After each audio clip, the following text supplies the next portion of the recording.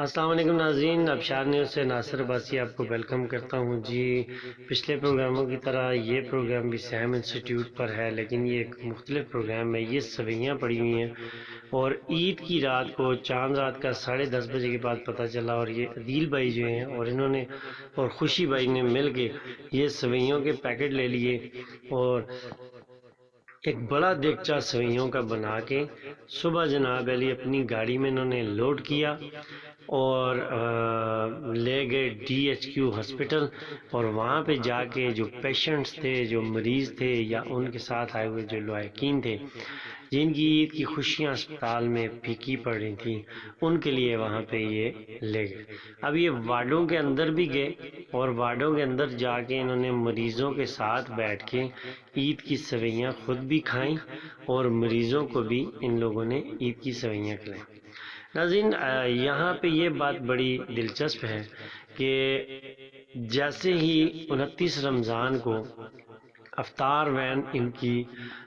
رات کو ان کو 10:15 بجے پتہ چلا، جب اعلان ہوا کہ افطار وین بند ہوئی ہے، تو یہ جو تھے کوئی اور پروگرام سوچنے لگ گئے اور ان کا دل تھا کہ 10واں روزہ ہو۔ یہ خوشی بھائی جو تھے یہ ہسپٹل DHQ میں،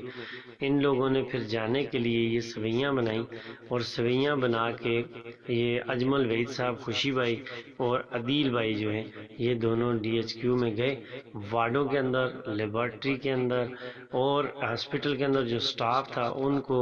اور جو ہسپٹل کے اندر پیشنٹس تھے ان کو سب کو جا کے انہوں نے جناب اس دن صبح مارننگ میں عید کی صبح سویاں کھلائیں اور ان کے ساتھ بیٹھ کے خود سویاں کھائیں۔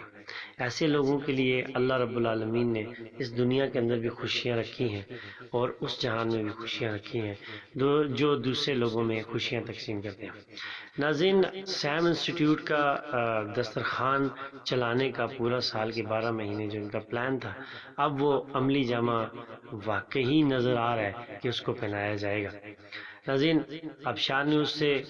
ناصر عباسی، ان کے ساتھ 10 پروگرام میں نے کیے اور اس کے اندر جو ان کا جذبات دیکھے، جو ان کی ہمت دیکھی، اس کو میں داد دیتا ہوں۔ ابشار نیوز سے اب تک اتنا ہی، انشاءاللہ اگلے پروگرام میں پھر ملاقات ہوگی، تب تک کے لیے اللہ حافظ۔